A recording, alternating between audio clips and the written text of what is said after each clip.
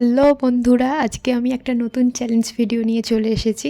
আমি আর রাহুল মিলে আজকে বেরিয়ে পড়েছি জোম্যাটো চ্যালেঞ্জ করব বলে। তো ও আজকে জোম্যাটো অনলাইন ডেলিভারি করবে আর আমি ওর গাড়ির পিছনে বসে বসে ভিডিও করে তোমাদেরকে চ্যালেঞ্জগুলো দেখাবো। তো এটা ছিল একটা সেকেন্ড অর্ডার যেটা ও দিতে গেছে। এর আগে একটা বিরিয়ানি অর্ডার ছিল, ওটা ফার্স্ট অর্ডার ছিল, তো ওটা ক্লিপ কোনো নেওয়া হয়নি।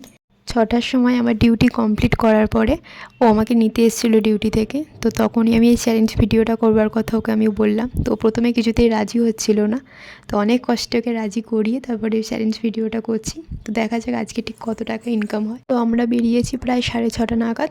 আর এখন একটা KFC থেকে মাল্টি অর্ডার ছিল, তো অর্ডারটা নিয়ে আমরা লোকেশানে যাচ্ছি ওটা ডেলিভারি করতে।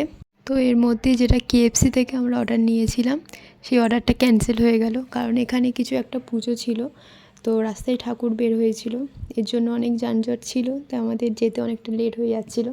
তারপরে আমরা যখন সব কিছু পেরিয়ে লোকেশানে পৌঁছালাম তখন দেখলাম অনেক লেট হয়ে গেছে।